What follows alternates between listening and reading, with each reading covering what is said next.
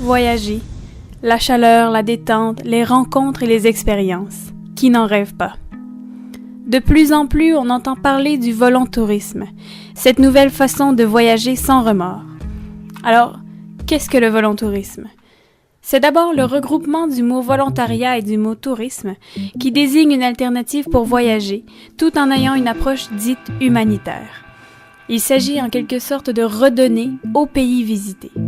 Souvent, les voyageurs optent pour une escapade de quelques jours, vendue par une agence qui propose un séjour dans un orphelinat. Malheureusement, ce genre de voyage n'est pas aussi merveilleux qu'il semble l'être.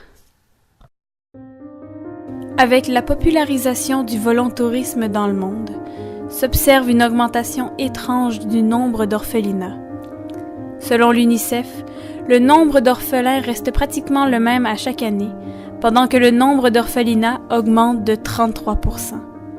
Cette réalité est terrifiante, car c'est pour répondre à la demande d'orphelins que partout dans le monde, on crée des orphelinats de toutes pièces, remplis de faux orphelins qui, pour la plupart, sont des enfants qui ont été vendus ou enlevés en échange d'une vulgaire poche de riz.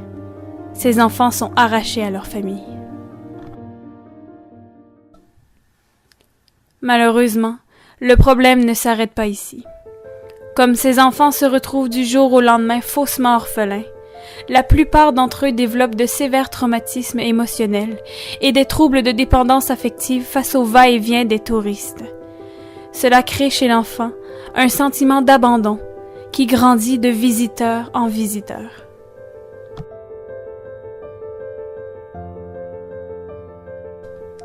La montée du volontourisme augmente aussi le nombre d'abus chez les orphelins. En effet, l'accessibilité à ces enfants vulnérables facilite plusieurs cas d'abus émotionnels, sexuels et de viol.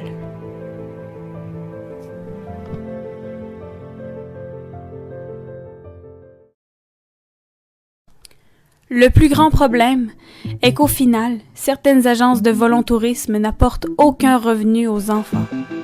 Par exemple, l'agence International Volunteer versera 5 $ à un orphelinat au Cambodge pour un voyage qui a été vendu à plus de 1100 $. Ces agences prétendent promouvoir l'humanitaire, mais ne sont là qu'à titre lucratif.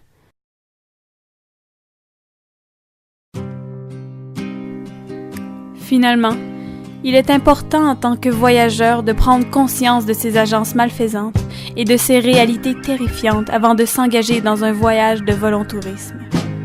Enfin, soyez conscient de cette réalité avant de vous envoler.